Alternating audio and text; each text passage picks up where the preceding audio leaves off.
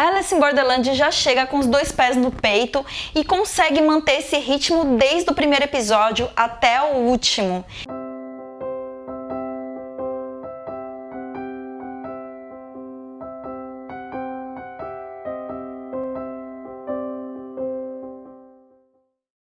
Aqui é a Sam e agora vamos encarar as feras. Neste vídeo eu vou explicar algumas informações essenciais sobre a série original da Netflix, Alice in Borderland. E ele vai ser dividido em 3 partes. A primeira parte vai ser 0 spoilers para quem ainda não viu nada dessa série. A segunda parte vai conter algumas explicações básicas que vai ajudar muito quem já está assistindo a série a entender o que está acontecendo. E a terceira parte é a parte de teorias e só vai fazer sentido para quem já terminou a primeira temporada de Alice in Borderland. Então vamos lá!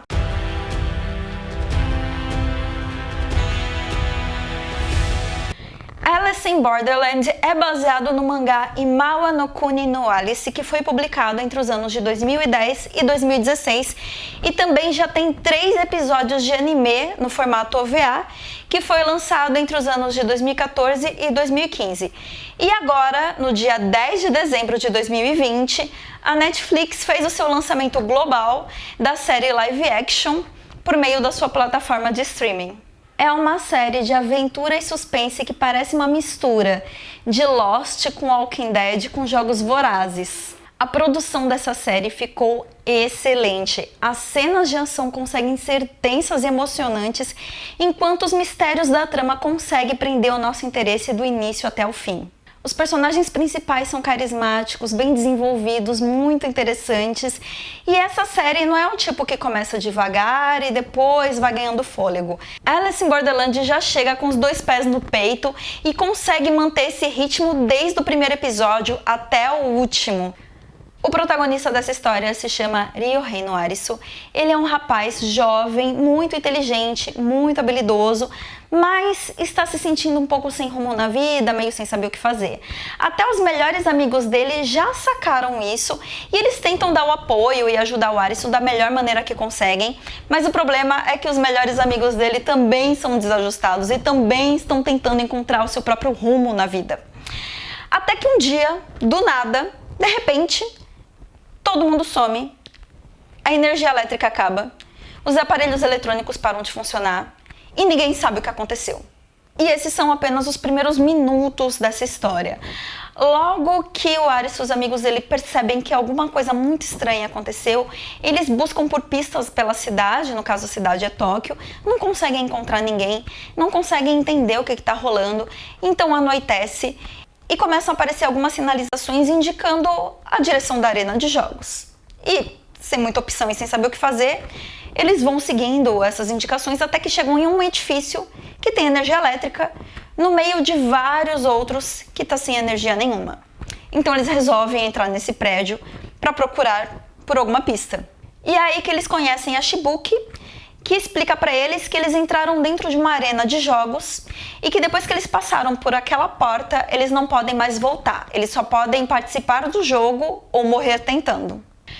E quem consegue chegar vivo até o final desse jogo recebe uma carta de baralho e um visto com validade para alguns dias. Durante esse período, você pode viver nessa cidade desolada e misteriosa até o dia em que o visto vencer. No dia do vencimento do visto, se você não participar de um novo jogo e vencer este novo jogo para renovar o visto, você morre. E quando os personagens não estão participando desses jogos mortais, eles precisam se virar para conseguir abrigo e alimento em uma Tóquio que não tem nem eletricidade e nem Wi-Fi. E nesse ambiente hostil, não importa se você é advogado ou motorista de ônibus, rico ou pobre. Nessa situação, você precisa mostrar a que veio e se virar. E para desenvolver os personagens conforme esses episódios vão avançando, a gente vai acompanhando os flashbacks da vida deles no melhor estilo Lost. É assim que a gente fica sabendo quais são as motivações deles, quais são suas principais habilidades, quais são as cartas que eles têm na manga para continuar sobrevivendo a esses jogos. E esse recurso é muito bem aplicado.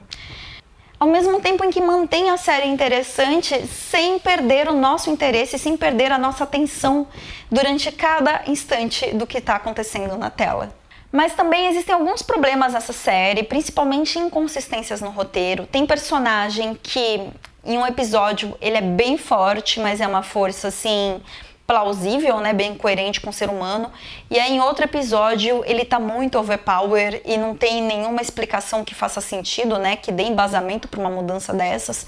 Existem personagens, por exemplo, como a Shibuki, que eu tenho a sensação que a série tentou desenvolver alguma trama para ela, mas no final ficou um pouco atrapalhada, não entendi bem qual era a intenção final.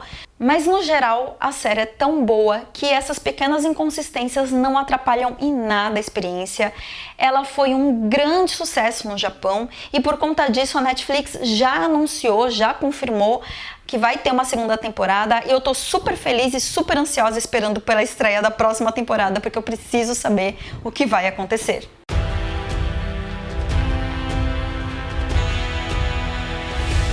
Bem, agora vai acontecer uma coisa inédita nesse canal, porque eu vou tentar explicar a tradução de japonês, sendo que eu não falo nada de japonês. Mas quando eu estava pesquisando a respeito das origens dessa série, né, da fonte, da onde ela bebeu, eu fiquei um pouco curiosa em relação ao título original, que é Imawa no Kuni no Alice, que em português a tradução poderia ser como Alice no País do Limiar. Apesar da tradução literal da palavra Imawa seja momento. Contudo, um dos kanjis que compõe a palavra Imawa também tem o sentido de à beira de, no limite de. Daí acabou que a tradução em inglês ficou Alice in Borderland em vez de Alice in the Moment Land. Porque Borderland faz muito mais sentido para a trama dessa história. Porque os personagens estão em um país onde eles estão constantemente à beira da morte. Enquanto eu estava assistindo a série, eu tinha muita sensação de estar assistindo um isekai, né? O tipo de história em que o protagonista é transportado para um outro mundo. Mas eles não se referem a esse outro mundo como sekai, né? Eles se referem como kuni, que é literalmente país, né? Porque eles precisam de um visto para permanecer em um país onde eles estão constantemente no limiar da morte.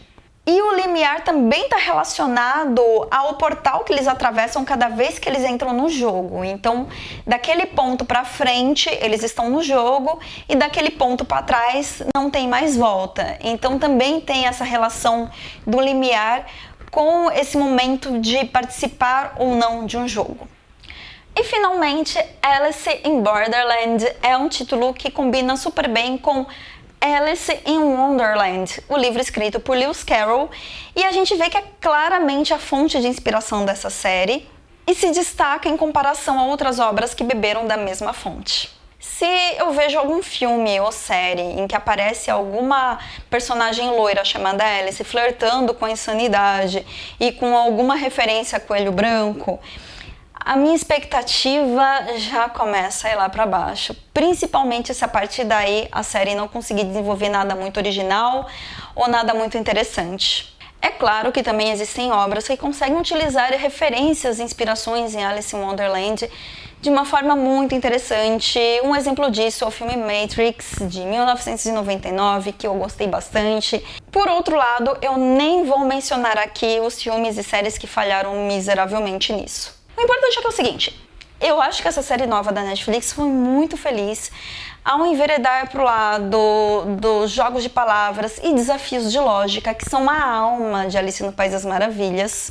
Porque no final das contas, entre várias outras coisas, Lewis Carroll também era um matemático e a gente percebe como isso foi uma influência forte na criação da sua obra mais famosa.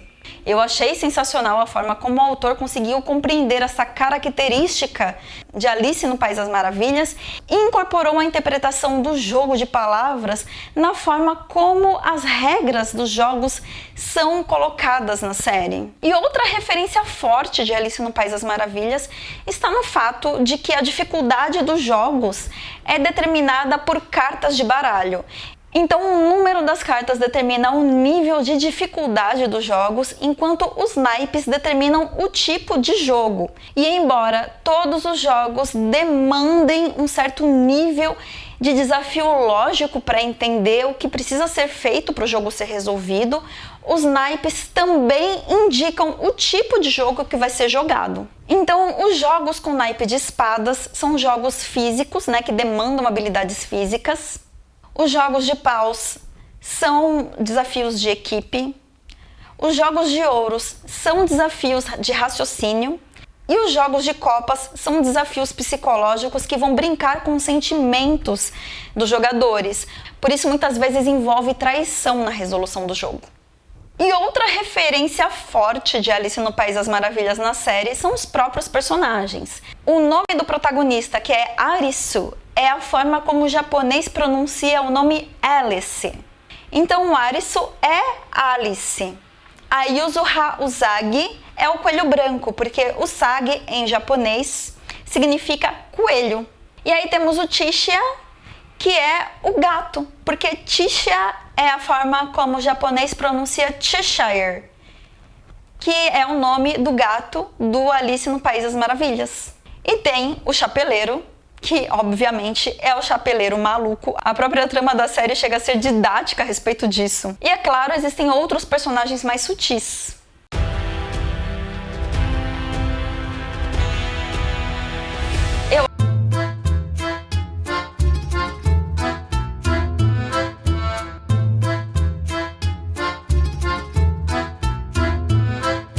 Eu acho que a Queen A é a lagarta, porque ela sempre tá com um cigarro falso na boca, né? Ela mesma menciona que utiliza aquele cigarro de mentira para tentar parar de fumar. E ela é uma mulher trans. E eu acho que essa questão a respeito do que é transgênero dialoga com aquela metáfora da lagarta que vira borboleta. Então, por conta disso, eu acho que a Queen A representa a lagarta do Alice no País das Maravilhas. E no final, é claro, a gente vê que a Mira é uma das pessoas que está por trás de tudo aquilo. A gente percebe que ela é meio maluca, né? Meio desequilibrada pela forma como ela fica toda empolgada, anunciando que os jogos vão entrar numa nova fase. Ela é com certeza a rainha de copas. Até mesmo porque eu dei uma olhada no mangá e no mangá ela é mesmo a rainha de copas. Mas mesmo sem procurar por esse spoiler, você vendo as dicas que a própria série dá pra chegar a essa conclusão. Uma coisa que me chama a atenção, por exemplo, quando o visto do chapeleiro tá pra vencer, ela sugere pra ele, toda empolgada, que ele jogue um jogo de copas, deixando bem claro que ela tem uma preferência pelos jogos do naipe de copas. E é claro, a minha teoria que explica por que todo mundo sumiu e como eles foram parar nesse lugar é que eu acho que todos os personagens que estão no Imawa no Kuni são personagens que estão presos em uma simulação. E o motivo pelo qual eles estão presos lá é que, essa é a minha teoria, eles estão em um tipo de tratamento de choque. Porque quando a gente olha o flashback de todos os personagens, a gente percebe que eles têm questões mal resolvidas no passado e os próprios jogos e toda a situação extrema no qual eles estão envolvidos faz com que eles, de certa forma, consigam ficar em paz com o próprio passado. Então, eu acho que todos os personagens que estão presos no Imawa no Kuni são personagens que sofreram um trauma muito grande ou que entraram numa depressão muito profunda e os familiares ou as pessoas próximas levaram essas pessoas para um centro de reabilitação para que elas sejam inseridas num tipo de tratamento de choque, numa realidade virtual que ajudem elas a lidar com essas questões mal resolvidas do passado. Essa é a minha teoria. Eu já li a respeito do que é, na realidade, do que se trata isso no mangá, mas eu acho que na adaptação é válido você mudar o que foi determinado no mangá.